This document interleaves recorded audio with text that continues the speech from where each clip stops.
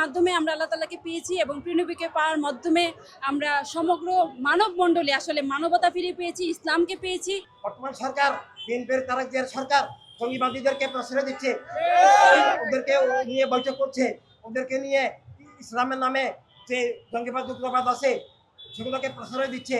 ধর্ম মন্ত্রণালয়কে জঙ্গিবাদের আখ্যা বানিয়েছে।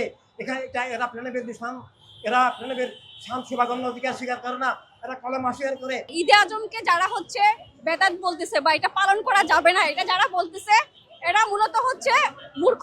প্রাণাধিক প্রিয় নবী দুনিয়াতে না আসলে তো সে নিজেও সৃষ্টি হতো না, এই আকাশ বাতাস কোনো কিছুই সৃষ্টি হতো না। প্রিয় নবীর শুভ আগমনের পূর্বে যে যুগ সেটা ছিল কি আইয়ামে জাহিলিয়াত, অর্থাৎ মূর্খতার যুগ, যে যুগে কি মা বোনদেরকে জীবন্ত পুঁতে ফেলা হতো। সে অবস্থা থেকে আমাদের প্রিয় নবী আমাদেরকে জীবন দান করেছেন।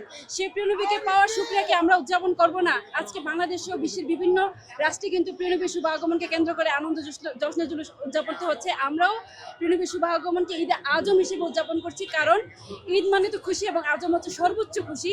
এই প্রিয় নবীকে পাওয়ার থেকে সর্বোচ্চ খুশি আর মুমিনের জীবনে, একটি মানুষের জীবনে হতে পারে না। আমরা ঈদে আজমের জশ্নে জুলুস উদযাপন করেছি।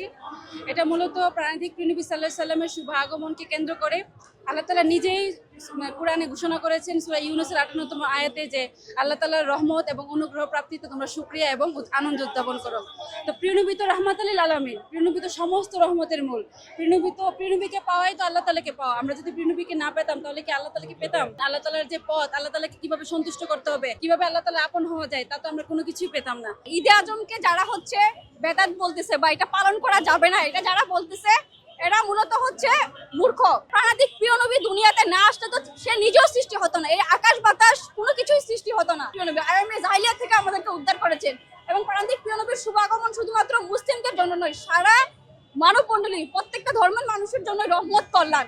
আর প্রাণাধিক প্রিয় নবী যেহেতু সর্বোচ্চ খুশি প্রাণাধিক প্রিয় নবী দুনিয়াতে আসার, তাহলে ওরা বলে যে ঈদ তো দুইটা, আর তো ঈদ পালন করা যাবে না। তাহলে ঈদ শব্দটার অর্থ হচ্ছে খুশি। তো প্রাণাধিক প্রিয় নবী দুনিয়াতে শুভ আগমন করেছেন, এর থেকে খুশি তো দুনিয়াতে আর কোনো কিছু হতে পারে না।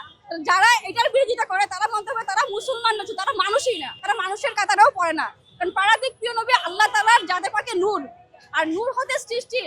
আমাদের কোরআনে বলা হচ্ছে কাজ্জাকুম মিনান নাহি নূর, এটার মধ্যে কিন্তু বলা হচ্ছে যে প্রাণাধিক প্রিয় নবীকে আল্লাহ তাআলা কি নিজের জাতে পাকে নূর থেকে প্রাণাধিক প্রিয় নবীকে সৃষ্টি করেছেন। বর্তমান সরকার বিএনপির তারেক জিয়ার সরকার জঙ্গিবাদীদেরকে প্রশ্রয় দিচ্ছে, ওদেরকে নিয়ে বৈঠক করছে, ওদেরকে নিয়ে ইসলামের নামে যে জঙ্গিবাদ উগ্রবাদ আছে সেগুলোকে প্রশ্রয় দিচ্ছে।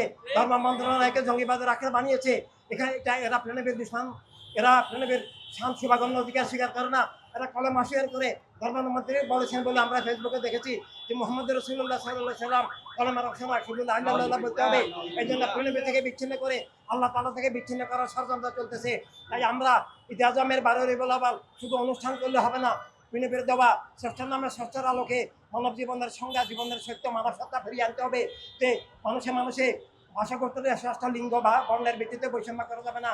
রাষ্ট্র সবার, দুনিয়া সবার, সব মানুষের এই জীবনের সত্য ফিরিয়ে এনে সব মুসলিম অমুসলিম সব মানুষের সমান নিরাপত্তা, অধিকার, স্বাধীনতা, মর্যাদা, রুজি ভিত্তিক মানবতার রাষ্ট্র, মানবতার দুনিয়া, খেলাপতি ইনসানিয়াত, student all of life and humanity, based authority of life for every person. এভাবে আমরা দুনিয়াতে মানবতার রাষ্ট্র প্রতিষ্ঠা করতে পারলেই ধর্মের নামে অধর্ম, উগ্রবাদী, জঙ্গিবাদী, সাম্প্রদায়িক শৈল রাজনীতি এবং বস্তুবাদী, জাতীয়তাবাদী চেতনা থেকে আত্মা, জীবন, ধর্ম, রাষ্ট্র সব নিরাপদ, শান্তিময় হবে। প্রাণাধিক প্রিয় নবীর শুভ আগমনের মাধ্যমেই হচ্ছে কি দুনিয়া থেকে সকল অন্যায়, অবিচার, আদার, জুলুম সবকিছু উৎখাত হয়েছে। আর সেই যে আগমন, সে আগমনে যে আমরা খুশি আনন্দ উদযাপন করছি,